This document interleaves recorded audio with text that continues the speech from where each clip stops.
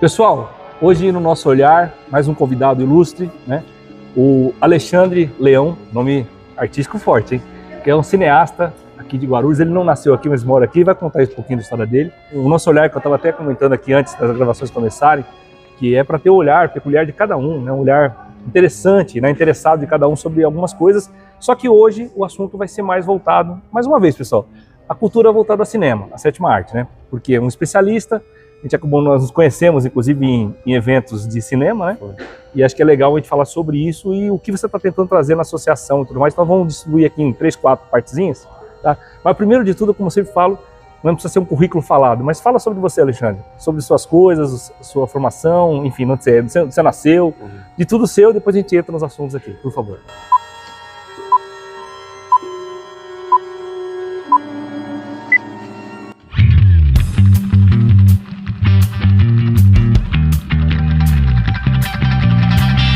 Bom, primeiro, boa noite. Obrigado pelo convite, Jefferson. Eu não nasci, mas me criei aqui em Guarulhos, né? Morei praticamente minha vida toda aqui, grande parte dela. Eu atualmente faço parte da SING, né? Fiz parte da fundação e agora estou parte do conselho da SING, né? Sou coordenador administrativo, faço parte da coordenação da entidade. Ela é uma entidade de cineastas guarulhenses que, depois de muita luta, muitos esforços aí para se unirem, para lutar por políticas públicas, para tentar unir essa comunidade, né, em benefício do cinema local, decidiram formar uma associação começaram a formar uma associação em 2019 e concluíram a fundação dela em 2020, né? Essa é a segunda gestão da entidade. E além disso também, desde 2014 faço cinema aqui na cidade, né?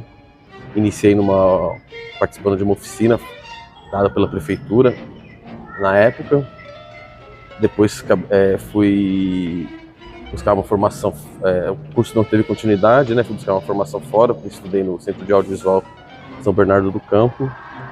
Recentemente eu concluí a graduação em História da Arte na Unifesp, mas não trabalho só com cinema, né? Minha principal função, eu sou servidor concursado da Prefeitura de Guarulhos, né? Trabalho na área da saúde, como atendente SUS, e também trabalho com cinema, né?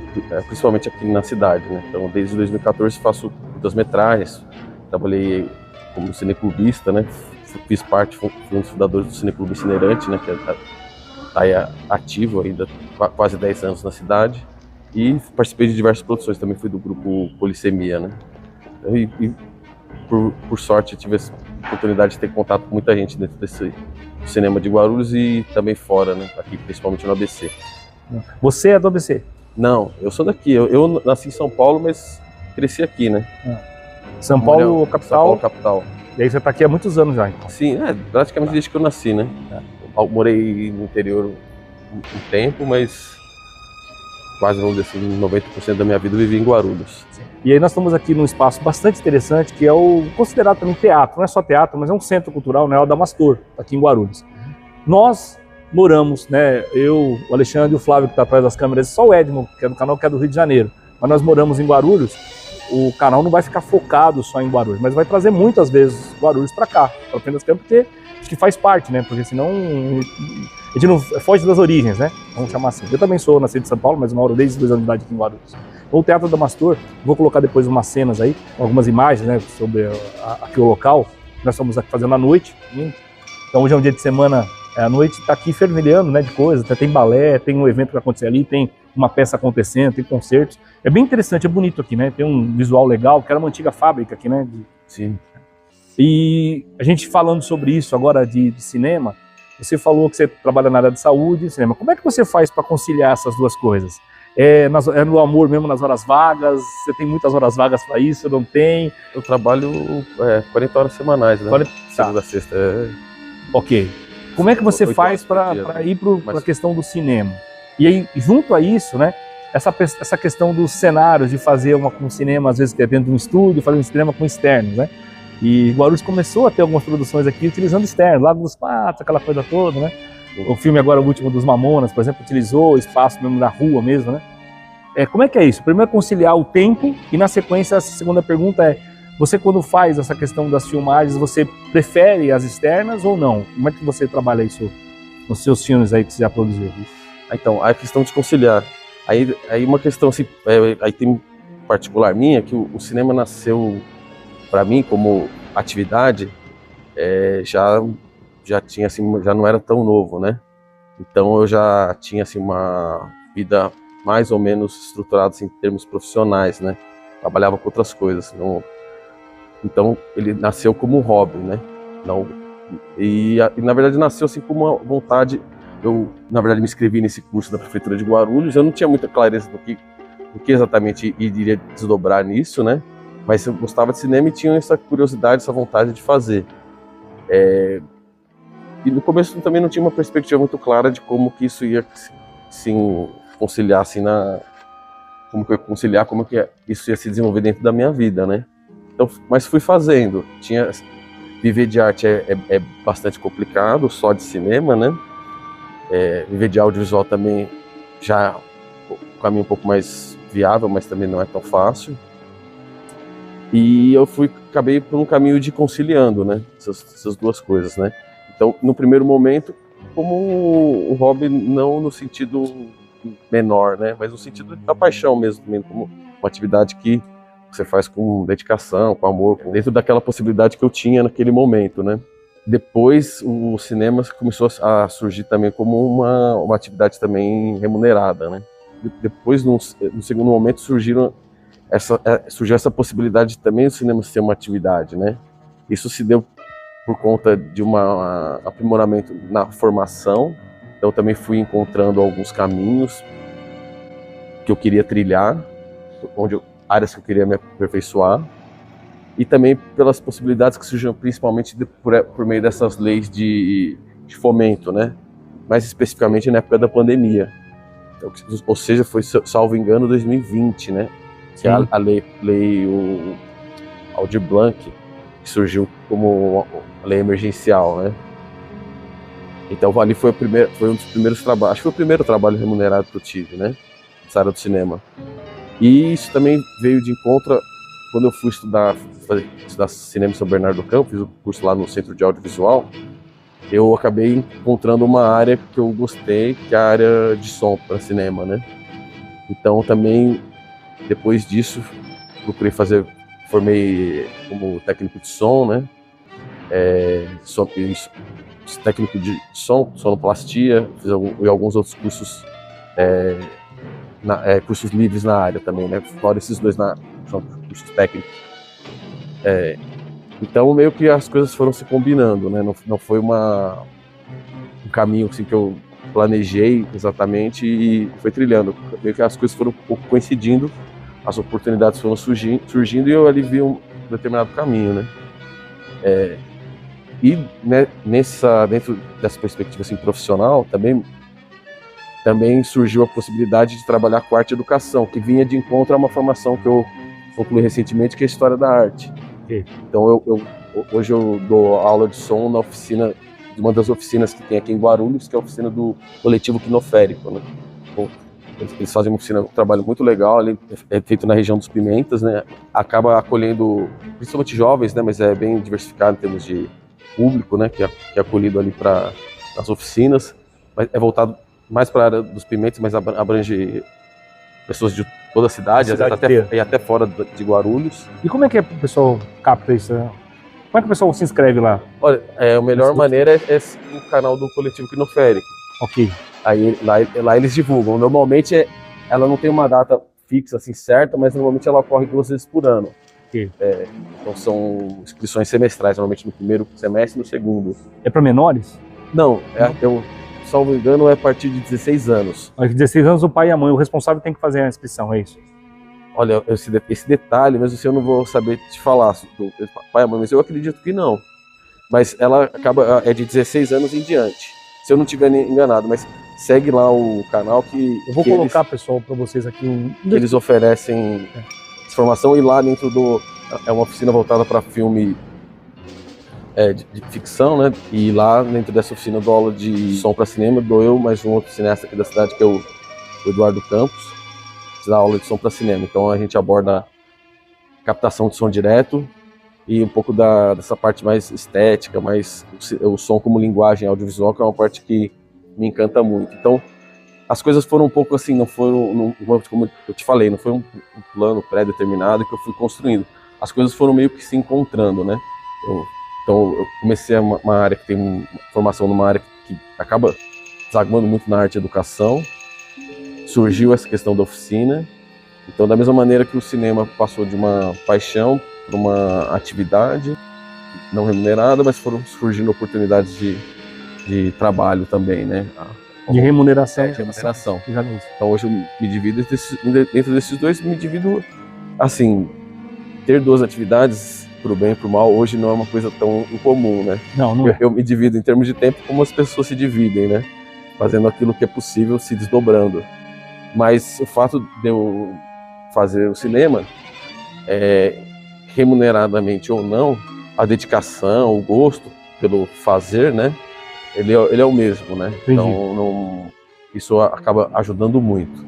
É mais ou menos o que a gente sente no canal também. Porque canais do YouTube hoje sempre existiram muitos, né? Milhares e tal. Mas no começo era uma plataforma que fazia de uma outra forma. Ela filmava ele indo com o cachorro passear, vou no meu banheiro, comprei uma casa e tal. E isso era o que tinha, o pessoal assistia, não era ainda frente à televisão convencional, né? Hoje é maior, né? De certa forma, mas a plataforma remunerava de uma forma mais fácil, vamos chamar assim, né? Não precisava de muita coisa. Então, mas isso é muito relativo porque, assim, tem muita gente que hoje nem edita, nem faz nada e tem mais público, às vezes, depende muito mais do conteúdo, né, do que da imagem, mas da forma do conteúdo do que da imagem. Mas o som é importante, não tem som aqui, com os barulhos aqui, você não tem um microfonezinho mais... É verdade, que você tinha falado sobre essa questão de filmar... E aí, eu aproveitando, exato. Então, olha, eu acho que não é uma questão de preferência, né? Aí eu vou falar como professor que é ligado ao som direto, né? Técnico de som. Pensando, quando a gente pensa som, assim, aí falando som no audiovisual, mas no cinema em particular, a nossa tendência é sempre pensar assim numa forma de controle, né? Então essa relação sinal-ruído, né? Quer dizer, onde o sinal seria a voz, o ruído seria esses outros sons indesejados, vamos falar assim simplificadamente. Sim. Então tem sempre uma tendência a você querer coisas controladas, querer coisas, filmar em locação, filmar interno, de preferência filmar em estúdio, né? O que faz muito sentido, mas também uma coisa que eu tenho falado muito assim nessas oficinas que eu dou e nos trabalhos que eu realizo é justamente assim o som. Existe essa questão do som indesejado, mas o som, essa ambiência, ela é parte da vida, né? Então também é interessante também trabalhar, quando a gente consegue trabalhar isso, às vezes trazer isso uma naturalidade, né? Como um elemento criativo, né? De repente, às vezes, como obter esse registro sonoro, como aquilo que a gente quer, aquilo que a gente não quer. Isso tem muito... Eu acho que, às vezes, uma externa ela é mais desafiadora e, às vezes, mais interessante do que uma interna. Mas, assim, não existe uma preferência um ou outro, né? Eu acho que procuro equilibrar, assim, cada situação é uma, né? Mas eu sou contra essa coisa, principalmente na área do som, dogmática, de que tudo tem que ser absolutamente controlado, né? Não necessariamente, eu botei a mão aqui no microfone, às vezes é porque, né? Acontece. É saber utilizar, pensar cada situação e utilizar os elementos que você tem de uma maneira criativa. Mais interessante do que, desculpa, é mais interessante do que ter uma cartilha de controle disso, daquilo outro. Às vezes a criatividade em primeiro lugar, os elementos que vão ser trabalhados a partir dela, a gente tem que analisar cada situação, né? Sim. Agora eu ia falar para você que a gente não tem um equipamento sofisticado ou mais sofisticado do mercado, né? Nosso microfone mais simples, é um microfone muito bom, mas é mais simples. Então não é profissional, é amador, né?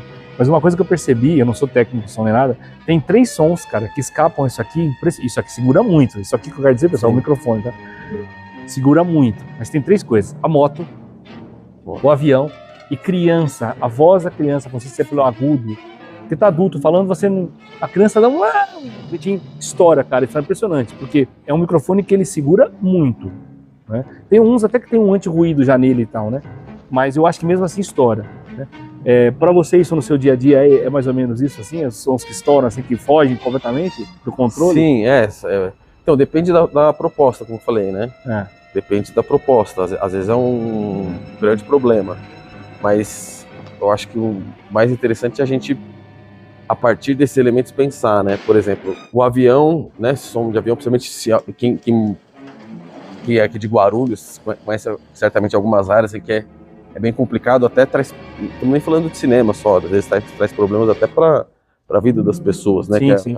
acaba sendo um transtorno pela região do Bela Vista, outras, né? Sim. Quando pousa o avião.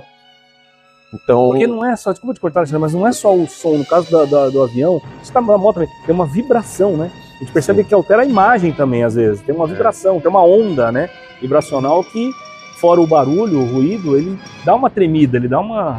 E a pessoa se concentra, porque assim, uma coisa que eu percebo, a gente tá, às vezes, microfonado, sabendo que tá sendo tudo legal, bacana e tal, só que o som forte, às vezes você está desconcentrado. Então isso fica claro que você perde o raciocínio, ou você não perde, mas você desanima ao falar, né, tem tudo isso. O som ele é uma coisa física, né? A movimentação das moléculas do ar, né? Então você não consegue, ao contrário da imagem, por exemplo, alterar a posição da câmera e, sei lá, e fazer, remover aquilo que te é indesejável, né? Há situações em que causa muito transtorno, né? Por exemplo, se você tiver um ruído muito alto, você pode atrapalhar uma fala, né? Sim. Uma conversa, por exemplo, como a que a gente está tendo aqui. Um diálogo dentro de um filme, né?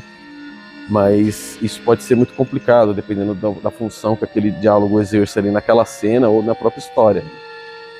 Mas o som também é espaço, né? Então, por exemplo, quando eu dou aula na oficina, eu sempre falo, né? A gente fala Guarulhos. O avião, para muitos territórios da cidade, ele é um sinônimo, é uma identidade sonora do lugar, né? Então também todo lugar tem sua identidade sonora. Se a gente deseja mostrar a identidade sonora daquele lugar, a gente não basta simplesmente... Tudo bem, vai ter pós-produção, tem tudo, né? Mas saber como trabalhar aquilo dentro da captação ou numa pós-produção. Então entender qual o objetivo estético daquilo que a gente está fazendo, né? Então esses sons que você falou são coisas muito características, né? São, por exemplo, você vai num parque e tem criança, né? O som da criança é indesejável, dependendo de um ponto de vista do outro. Se for possível ter uma boa ambiência captada a partir de um som direto, pode ser que você consiga mostrar fora do próprio quadro, né? Para que você está vendo uma ambiência que a pessoa construa um espaço. Um elemento, exato. A partir de coisas que ela não está vendo, que é muito interessante. Perfeito. Né? Gostei disso aí. Como tudo no cinema, eu acho que tem muito a ver com o cinema brasileiro, tem muito a ver com o cinema feito aqui, né? Às vezes, principalmente falando de som, se associa som a muito a recurso tecnológico, o que evidentemente, em grande parte, é verdade. Mas, e efeitos, né? Técnicos, né? Causado por meio de meios técnicos, né? É verdade, mas também o som, como o resto do cinema, é criatividade, invenção, imaginação, né? Lembra que eu falei pra você que você vai falando? Então, eu tenho como minhas perguntas aqui, 2, 3, mas vamos lá. Essa eu não posso deixar. Falando de ambientação, falando de mostrar realmente, até culturalmente e tudo mais, tá, os elementos da cidade, né? Você está envolvido aqui no cinema. Como que é pra você assim, por exemplo, você tá ali fazendo uma cena, certo? E você tem o tal do improviso, que quando bem feito é ótimo. Mas como é isso pra você? Porque às vezes pode estar passando um avião e não estava na cena um avião passando. Mas a pessoa fala assim, esse avião vai continuar. Você acha isso interessante na sua obra, no que você pensa no cinema? Ou você fala assim, não, corta, vamos de novo, gravando. O que você pensa dessa parte de usar esse elemento até com o improviso do ator e da atriz que está na frente, e você fala, não, Jeff, tá ali a obra, eu corto isso aí e coloco o que estava descrito. Como é que você pensa isso?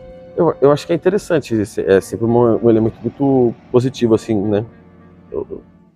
É parte da criatividade. Eu acho que pensando num set de filmagem, questão, não colocaria o improviso, assim, pensando a partir de um técnico de som, assim, né? Uma pessoa trabalhando com som direto.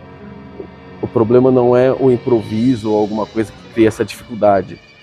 O problema maior é você ter dentro da equipe um espaço para que esse seu trabalho possa ser ouvido e que você possa dar, por exemplo, numa cena de improviso, uma resposta como foi a captação do áudio, né? Porque às vezes tá todo mundo focado na imagem e às vezes o som tá colocado em segundo plano e às vezes o improviso é muito bom, mas às vezes pode ser ruim para captação de uma fala, né? Entendi. Um diálogo. Mas é parte, eu não sou assim tão... Tem gente que quer o controle absoluto, não é o meu caso. Mas eu acho que mais importante de tudo isso é que existe espaço para que essa área criativa, técnica e criativa dentro do cinema, ela possa ali ser ouvida, porque se há um improviso, certamente se quer saber como que foi captada a imagem dessa improvisação, né? Se isso alterou como que isso ficou funcionando dentro da mise-en-scène, né? Como que funcionou dentro daquela proposta que foi. Às vezes não se quer ouvir como que isso se desenvolveu dentro da captação do áudio, como que isso vai se desenvolver no trabalho que vai ser levado para quem vai editar, mixar o áudio. Entendi. Então, é uma questão que eu acho que a gente tem que estar aberto, né? Uma questão que a gente tem que estar aberto, inclusive pensando já que pensar, uma coisa que eu insisto muito se fala muito do som no set ou do som na hora de filmar, mas o som, principalmente se você tem um filme ficção, né? Normalmente, no meu caso, que trabalho mais assim, curta-metragem, é também pensar o som no roteiro, pensar o som na estratégia de captação, pensar o som no planejamento que você vai fazer do filme, porque às vezes o próprio tipo de microfone escolhido pode solucionar situações como essa. Sim. Mas para que isso exista, precisa você tem um efeito sonoro também, não é só a captação do som que nós estamos falando, né? Você quer fazer um efeito sonoro, por exemplo. A gente tá falando de avião, mas você quer que tenha um trovão mesmo. Você vai colocar esse trovão artificialmente. Esses efeitos, normalmente, como eu falei, não existe uma estratégia única de captação, né? É por isso que também é um trabalho criativo. Mas esses efeitos, normalmente, a gente coloca na pós, né? É melhor, mas não também... é que nem na rádio antiga, né? Que faz na hora ali o trovão. Não. Mas é um efeito especial também, é considerado efeito especial. O sonoro é efeito especial também, né? Ele pode entrar como efeito especial, né? Mas pode entrar também, sim. Pode entrar também como ambiência, né? Ambiência, que você sim. Tá, ok. Não sabia que esse nome. O que é legal do som é isso, é que ele pode ser um elemento, ele pode ser diversas coisas, né? Entendi. Por exemplo, a gente falou do avião, né? Tem a famosa cena do Poderoso Chefão, inclusive na aula que eu dou, uso bastante, que é do trem, né? Então, aquele trem. Que o trem que passa. Enfim. É que tem aquela tão clássica de improvisação do gato, né, cara? Que você fala, você já vai falar do gato. Aí vamos do trem, vamos lá. Mas por exemplo, não nem falando do Poderoso Chefão, dar um exemplo local, que seja melhor, assim, uma possibilidade. O avião pode ser um indicador de onde você está, né? Entendi. Se você está falando em Guarulhos, você pode criar um espaço, que é o aeroporto, a partir de um determinado som colocado na pós, por exemplo. Entendi. Mas fala pra nós o que é o do Poderoso Chefão, fala pra deixar registrado. O que depois tem a ver com, fala pra você, ó, a ligação, tem a ver com a pergunta que eu vou fazer, que já é a pergunta da minha cabeça. Não, mas vamos lá, é o momento decisivo do primeiro, né, Poderoso Chefão, quando o Michael decide vingar o pai. Ele vai até o banheiro, pega uma arma e assassina alguns membros da máfia, né? E você não vê o trem, você se passa dentro de um restaurante, né? E dentro de um banheiro do restaurante, mas você ouve o trem passando algumas vezes e há uma associação entre o trem, os pensamentos e o medo que tá, aqueles sentimentos que tomam conta dele nessa decisão. Então, ao mesmo tempo que o trem ele indica um estado emocional dele, fazendo isso que dá ruim no som, mas é que é um gestual, né? Sim. Também é uma questão. Você tem isso e também você cria um espaço, quer dizer, porque o trem ele passa a ser um elemento que compõe aquela cena de extracampo, né? Então você imagina que ali há uma estação de trem, um trilho de trem próximo, né? Então você tem o trem como um símbolo desse estado emocional, mas simbolizando esse estado emocional, mas também criando um espaço extracampo ali. Que é essa ambientação que você falou. Entendi, legal, interessante. Tava olhando o filme que é sensacional, né, cara? Mas eu vou falar pra você, eu não achei até hoje, eu gosto muito, eu achei até hoje alguém que não goste. Porque é uma obra-prima mesmo. E aí vem a minha pergunta já, essa do meu script mental, né? São inspirações, assim. Poxa, você tá trabalhando com saúde, daqui a pouco você fala, não, cinema, que é uma coisa que você falou. Diferente da remuneração, que você faz o canal, tem que fazer, vamos fazer. Você vai chegar a 1 centavo, 0 centavo, você vai pagar R$10 para fazer cinema. Mas o que é a sua inspiração, assim, de cinema, assim, de diretor? Você não precisa falar de um filme específico, de um diretor, qual seria? Não, nessa área, vou tirar nessa área de som, né? Então, eu acho que o trabalho de som do Hitchcock é uma coisa que é um grande espaço ainda, é uma grande coisa a ser estudada ainda. Tem muito espaço para estudo, porque... Ele criava o filme com som também, né? Bem colocado, sim, cara, isso mesmo. Estão vindo algumas imagens e sons na minha cabeça, imagens e sons do Alfred Hitchcock. Porque é conhecido esse trabalho de som dele, mas se dá muita ênfase na questão da imagem e da edição, né? Mas há todo um trabalho de som nos filmes, né? Por exemplo, o mais evidente, também aparecem outros, mas mais evidente assim, os pássaros, né? Eu ia falar os pássaros, né? Me encanta muito assim, a questão de como ele trabalha o silêncio, né? Porque... E aí eu acho que é uma questão que envolve a criatividade, porque o silêncio é uma coisa que a gente pode, com um baixo orçamento, trabalhar também de uma forma muito com excelência, utilizando criatividade, né? Sim. Então não é só tenha o melhor equipamento, tenha grandes investimentos, que evidentemente é uma coisa importante, não quero aqui fazer nenhuma apologia a um trabalho precário, né? Mas me encanta muito o silêncio, a forma como é trabalhado o silêncio nesse filme, porque também se fala muito em som para cinema, se associa muito só à música, que também é verdade que a música faça parte do som para cinema, né? Essa trilha musical, né? Mas o som passa por diversos outros elementos que não são apenas a música, e é um filme sem trilha musical, né? Sim, sim. Eu vou falar um filme e depois vou voltar nisso, que eu quero fazer um comentário. Legal falar com vocês sobre isso aí. Fiquei até com vontade de assistir Os Pássaros agora novamente. O filme Tubarão, que tá para completar. E quantos anos o filme Tubarão tá para completar, Fábio? Tubarão já tá com 40? Né? 50 já? Acho que é dos anos 70, né? É 50, né? Depois a gente coloca aqui. Né? É o cinema.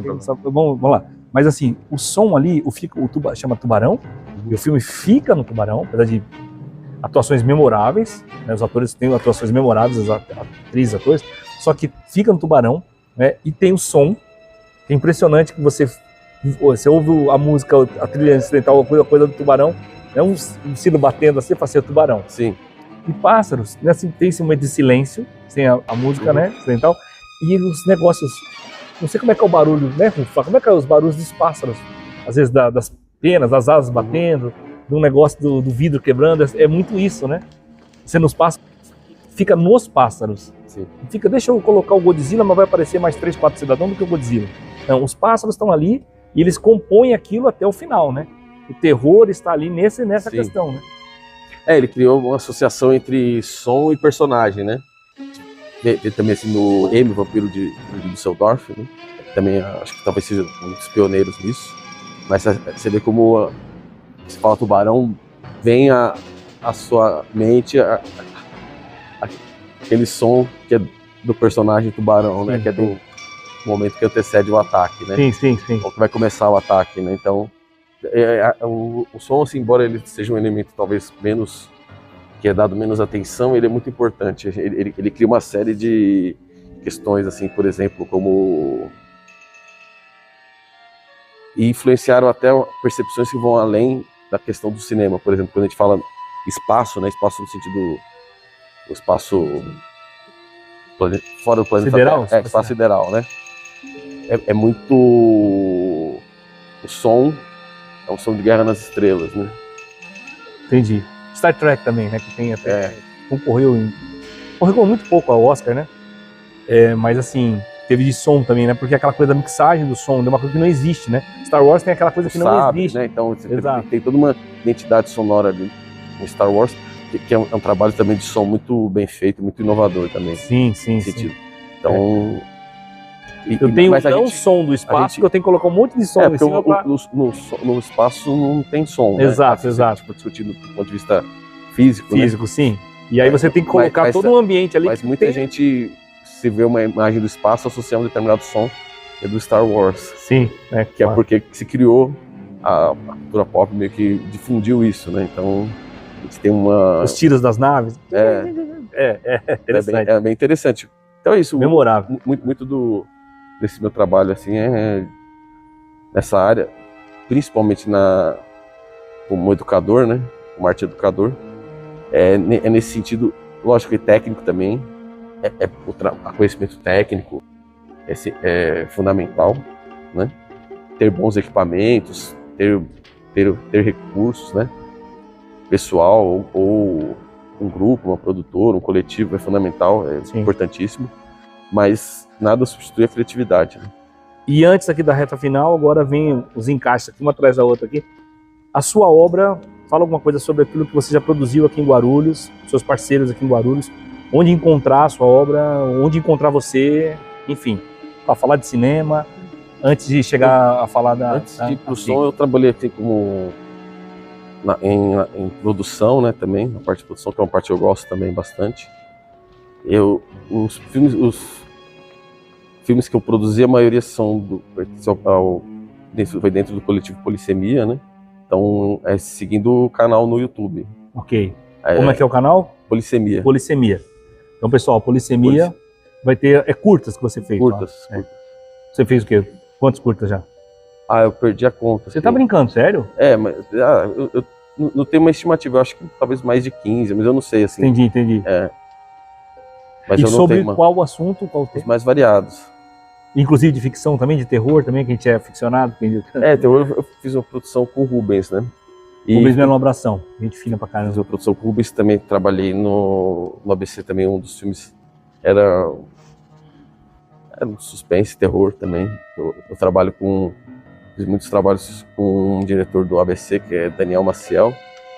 Ele é ex-professor meu no CAV, né, no Centro de Audiovisual. E ele trabalha muito na linha do terror também. Entendi. O Rubens estava falando uma coisa assim, impressionante, que a captação para o gênero do terror, o só fala tanto captação, brigam aí, inclusive aí, questões políticas, que a captação, você vai ver um cara que deveria ter valores, colocar, né, recursos, ele não consegue. Não dá para entender, o Brasil não dá para entender, sinceramente. Olha, Alexandre, porque assim, eu tô ali conversando com ele, ele fala isso, mas peraí, você não consegue assim, não com facilidade, é claro, mas você não consegue. Não, Jefferson, não. Pelo contrário, eu tenho dificuldade. Eu vou lá, faço todo o material, toda a documentação, com um saco, não sei o que tal, defendo, faço, eu não sei, os dossiês, os negócios e tal. O pessoal negado. Mas, poxa, fica difícil, né? E o recurso fica complicado, né? Lógico, a pessoa pode chegar a ter uma grande empresa e falar assim, vai custar 10 mil reais, daí. O cara pode dar um incentivo, não vou dizer que não. Mas, poxa, se tem esse recurso, né, governamental, né, que a população paga, não vai porque o gênero é terror. Aí eu fico pensando, o gênero é menor? Não é, porque você no terror você pode colocar um monte de coisa, né? Enfim, você vai ver filme de zumbi, somente do George Romero, ele tem um monte de colocação ali e um monte de não colocação. Você analisa como você quiser, mas, poxa, você não vou dar... Saudoso George Romero. Eu não vou dar dinheiro pra ele porque é estranho, né, cara? É muito estranho isso. Então, fiquei pensativo no último sábado. E por falar nisso, fui lá visitar vocês lá, que vocês fizeram uma assembleia da SING. Associação de Cinematografia Independente de Guarulhos. Tem Instagram, tem como é que é, e eu quero que você explique o que é, o que faz, e se precisa de gente, como é que é isso? Essa parte que eu queria que você falasse. Tem Instagram, nosso principal canal de comunicação, e é uma associação, então, que reúne, o critério para ser da SING é uma associação aqui de Guarulhos, né, e trabalhar com audiovisual, né.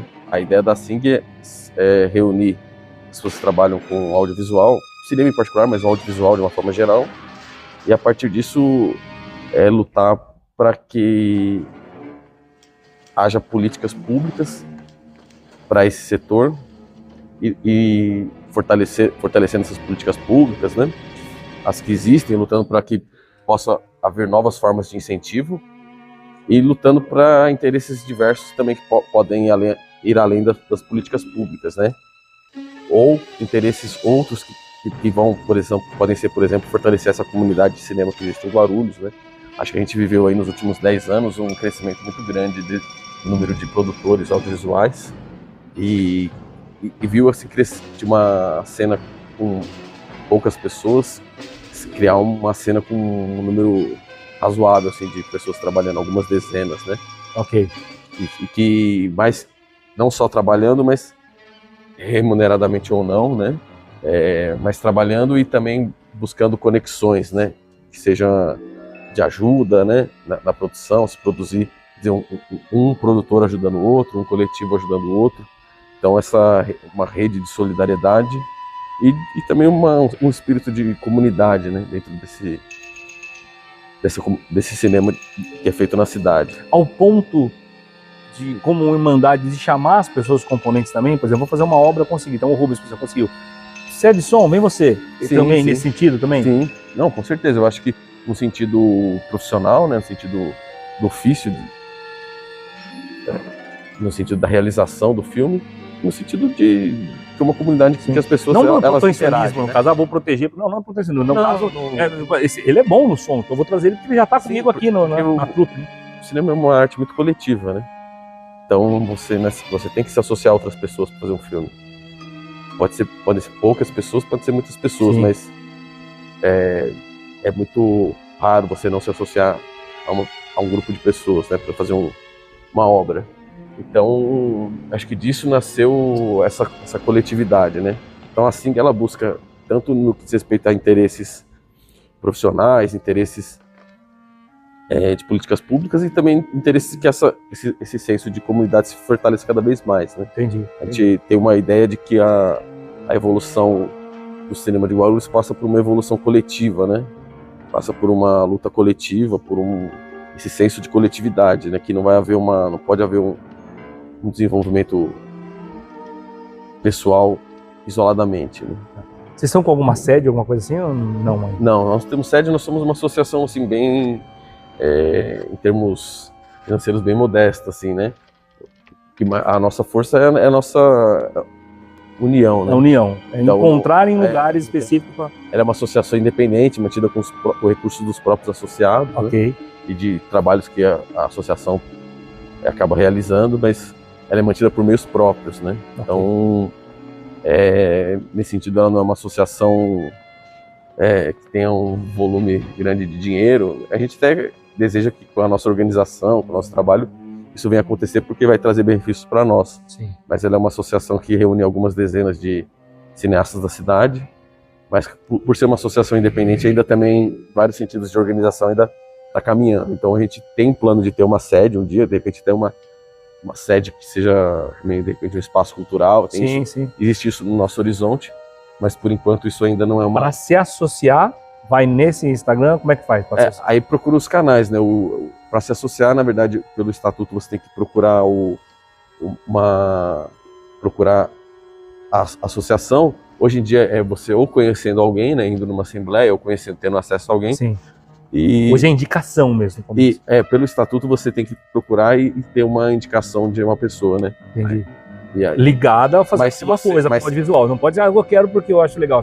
Um dos critérios é a pessoa ter participado de alguma atividade ligada ao audiovisual. A gente não reúne apenas pessoas que produzem audiovisual, né, nas suas diferentes funções, produzem no sentido de realizam um filme, mas também abrange cineclubistas, abrange críticos de cinema, né? Ok. Eu fiz a pergunta, reformulei de novo, eu fiz mais uma vez, porque no começo eu mesmo aqui estava assim, pera um pouquinho, será que tem que ter essa ligação direta? Então agora você está explicando que tem que ser uma indicação... Tem que ser uma indicação direta de uma pessoa envolvida, mas não precisa estar diretamente ligado a fazer o trabalho. Pelo estatuto, o estatuto como ele é, a pessoa ela tem que ter desenvolvido alguma atividade nesse sentido, no audiovisual, nesse sentido que eu falei, okay, né? Produção, pode ser a exibição, pode ser a crítica, né? Alguma atividade, é bem diversificada, por isso que é uma associação de cinematografia, né? Então, é bem diversificada. Então, um youtuber pode ser. Ele não produziu, mas ele falou sobre um filme, ele é crítico. Sim. Okay, é isso que eu queria chegar. Sim, sim. Tá. E aí você procura a associação e mediante a indicação de um sócio, você tem seu ingresso aprovado. Tem carteirinha também? Não, ainda não, mas terá em breve. É um dos nossos planos. Legal. A carteirinha é legal. Provavelmente a próxima vez que a gente vier aqui falar já vai ter. Outra coisa, gente, como eu estava explicando para ele também antes de começar a gravar, essa é a primeira conversa. Nunca, com todos os convidados, não é uma só. Conversa quando tiver aqui o assunto pertinente, nós vamos trazer né? Quando tiver as assembleias, tudo mais, tá? Vamos falar sobre ela e tal. E vai ser um parceiro aqui do canal também. Espero também conseguir divulgar, né? Ainda pequeno ainda, mas devagar, né? E sempre, né? A gente vai por aí. E pro final aqui, com o próprio nome do canal, Nosso Olhar, a gente sempre pergunta pro convidado: qual é o seu olhar, pra gente finalizar aqui, o seu olhar sobre a vida? Aí não é sobre o cinema, é sobre a vida, mas o que você quiser falar, na verdade. Nossa, essa pergunta é difícil, eu não estava preparado. Sim. A gente faz de propósito. A vida, eu acho que é um filme que a gente grava de improviso, né? Boa! Falou bem pra caramba! Você falou bem pra caramba! Talvez seja isso. Pô, essa frase eu vou escrever comigo. Pô, gostei, viu? Gostei. Mais alguma coisa que queira falar ou finalizou por essa frase? Não, finalizou. Obrigado. Gente, muito obrigado, pessoal. Nosso Olhar.